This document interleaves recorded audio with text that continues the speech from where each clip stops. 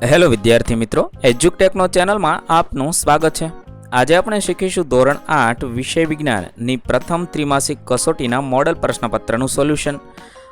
આપેલ પ્રશ્નપત્ર કુલ 40 ગુણનું છે અને પ્રકરણ નંબર 1, 2, 3ના પ્રશ્નોનો જવાબનો સમાવેશ આ પ્રશ્નપત્રમાં કરવામાં આવ્યો છે અને તારીખ 21/8/2026ના રોજ લેવાનારી પરીક્ષા માટે ઉપયોગી બનશે।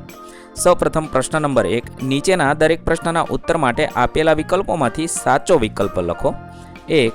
નીચેના પૈકી કયું વિધાન સાચું નથી? 4 ઓપ્શન આપેલા છે, તેની અંદર ખોટું વિધાન શોધવાનું છે, તો ખોટું થશે ડી, હાર્વેસ્ટર એ જમીન ખેડવા માટેનું યાંત્રિક ઓજાર છે, એ ખોટું વિધાન છે। 2. પાકની ફેરબદલી રીતમાં ઘઉંના પાકની લણણી પછી આપણે કયો પાક ઉગાડીએ છીએ? 4 ઓપ્શન છે, જવાબ થશે સી, વટાણાનો પાક ઉગાડીએ છીએ। 3. હળનો મુખ્ય ભાગ લાંબા લાકડાનો બનેલ હોય છે, જેને શું કહે છે? જવાબ થશે સી, તેને હળ સાફ્ટ કહે છે। 4. ઈસ્ટનો ઉપયોગ નીચેનામાંથી કોના ઉત્પાદનમાં થાય છે? 4 ઓપ્શન આપેલા છે, સાચો જવાબ થશે બી, આલ્કોહોલના ઉત્પાદનમાં થાય છે। સવાલ નંબર 5, બ્રેડ બનાવવાની પ્રક્રિયા દરમિયાન નીકળતો ગેસ? જવાબ થશે બી, કાર્બન ડાયોક્સાઇડ નીકળે છે। 6. શાની રસી ટીપા સ્વરૂપે બાળકોને પીવડાવવામાં આવે છે? જવાબ થશે ડી, પોલિયોની રસી પીવડાવવામાં આવે છે। 7. હડકવાની રસી કોણે શોધી હતી? જવાબ થશે સી, લુઈ પાસ્ચરે શોધી હતી। ત્યારબાદ સવાલ નંબર 8, મૃત વનસ્પતિમાં કોલસામાં ધીમા રૂપાંતરની પ્રક્રિયાને શું કહે છે? જવાબ થશે એ, કાર્બોનાઇઝેશન કહે છે। 9. રંગો બનાવવા માટે તથા રોડને સમતલ કરવા માટે ખાલી જગ્યા વપરાય છે? જવાબ થશે એ, બિટુમિન વપરાય છે। 10. સૌ પ્રથમવાર લંડનમાં તથા ન્યૂયોર્કમાં રસ્તા પરની લાઇટ માટે શાનો ઉપયોગ થયો હતો? જવાબ થશે બી, કોલગેસનો ઉપયોગ થયો હતો। ત્યારબાદ પ્રશ્ન નંબર 2, વર્ગીકરણ કરો। પહેલું છે, નીચે આપેલ ખાતરનું કુદરતી ખાતર અને કૃત્રિમ ખાતર એટલે કે રાસાયણિક ખાતરમાં વર્ગીકરણ કરવાનું છે। અહીંયા વિવિધ ખાતરના નામ આપેલા છે, તેને આપણે વર્ગીકરણ કરીએ। કુદરતી ખાતરની અંદર કમ્પોસ્ટ ખાતર, છાણિયું ખાતર, મગફળીનો ખોળ, લીલો પડવાશ આવશે, જ્યારે કૃત્રિમ ખાતરની અંદર urea, ammonium sulphate, DAP, NPK આ બધા ખાતરો આવશે। આ રીતે આપણે વર્ગીકરણ કરી શકીએ। ત્યારબાદ પ્રશ્ન નંબર 3, જોડકા જોડો। ખરીફ પાક, તો ખરીફ પાકને જોડીશું ઈ સાથે, ડાંગર અને મકાઈ એ ખરીફ પાક છે। બીજું છે રવિ પાક, તેને જોડીશું ડી સાથે, ઘઉં, ચણા અને વટાણા એ રવિ પાક છે। ત્રીજું છે રાસાયણિક ખાતર, તો યુરિયા અને સુપર ફોસ્ફેટ એટલે બી સાથે જોડીશું।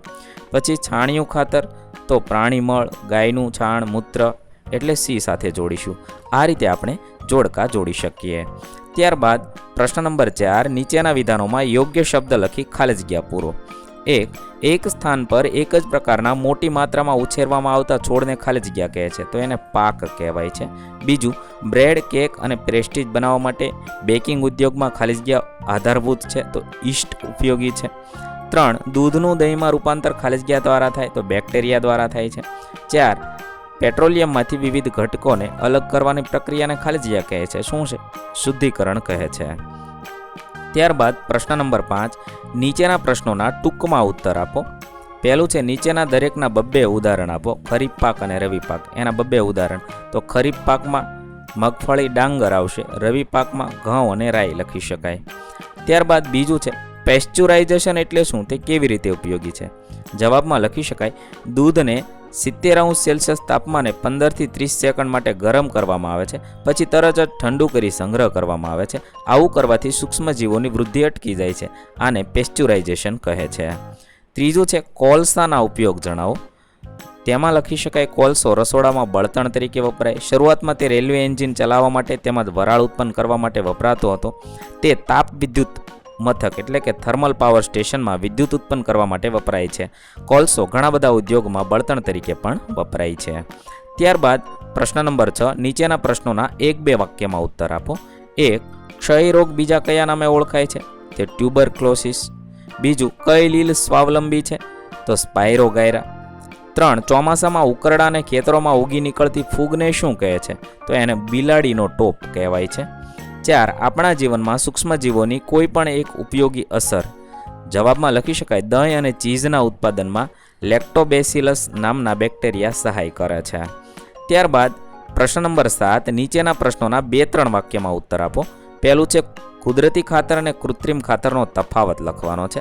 તો કુદરતી ખાતરમાં લખી શકાય વનસ્પતિ અને પ્રાણીઓના અવશોષણ વિઘટનથી બને છે. તેના ઉપયોગથી જમીનનું ભૌતિક બંધારણ સુધરે છે. તેની અસર જમીનમાં લાંબા સમય સુધી રહે છે અને દર વર્ષે નાખવું પડતું નથી. તેમાં વનસ્પતિ માટે જરૂરી પોષક તત્વો તુલનાત્મક રીતે ઓછી માત્રામાં હોય છે. કૃત્રિમ ખાતરમાં રાસાયણિક પ્રક્રિયાથી કારખાનામાં બનાવવામાં આવે છે. લાંબા ગાળે જમીનનું ભૌતિક બંધારણ બગાડે છે. તેની અસર જમીનમાં લાંબો સમય રહેતી નથી. તેને દર વર્ષે પાક લેતી વખતે નાખવું પડે છે. તેમાં વનસ્પતિ માટે જરૂરી પોષક તત્વો નાઇટ્રોજન, ફોસ્ફરસ અને પોટેશિયમ ભરપૂર માત્રામાં હોય છે. ત્યારબાદ પ્રશ્ન નંબર 2 નીચેના સૂક્ષ્મજીવોનું બેક્ટેરિયા, ફૂગ, લીલ અને પ્રજીવમાં વર્ગીકરણ કરવાનું છે. અહીંયા સૂક્ષ્મજીવોના નામ આપેલા છે, તેને આપણે બેક્ટેરિયા, ફૂગ, લીલ અને પ્રજીવમાં વર્ગીકરણ કરીએ. આપેલામાંથી બેક્ટેરિયા છે લેક્ટોબેસિલસ, રાઇઝોબિયમ અને સ્યુડોમોનાસ, અને ફૂગમાં પેનિસિલિયમ, યીસ્ટ અને મ્યુકર, લીલમાં સ્પાયરોગાયરા, એનાબીના અને નોસ્ટોક, અને પ્રજીવમાં પેરામિશિયમ, અમીબા અને પ્લાઝ્મોડિયમ. આ રીતે તમે વર્ગીકરણ કરી લખી શકો છો. ત્યારબાદ પ્રશ્ન નંબર 3 વૈજ્ઞાનિક કારણ આપો. પેટ્રોલિયમને કાળું સોનું કહે છે. કારણ આપ લખવાનું છે. કારણો છે પહેલું તો પેટ્રોલિયમમાંથી ઘણા બધા ઉપયોગી પદાર્થો મેળવવામાં આવે છે. બીજું, આ ઘટકોના ઉપયોગ બળતણ, ઊંજણ, રંગો, નવસર્જિત રેસાઓ અને પ્લાસ્ટિકના ઉત્પાદનમાં થાય છે. ત્રીજું, જેમ સોનું કિંમતી ધાતુ છે તેમ કાળું પ્રવાહી પણ ઘણું કિંમતી હોવાથી તેને કાળું સોનું કહે છે. ત્યારબાદ પ્રશ્ન નંબર 8 નીચેના પ્રશ્નોના મુદ્દાસર ઉત્તર લખો. 1. સિંચાઈ એટલે શું? પાણી બચાવતી સિંચાઈની 2 પદ્ધતિઓનું વર્ણન કરો.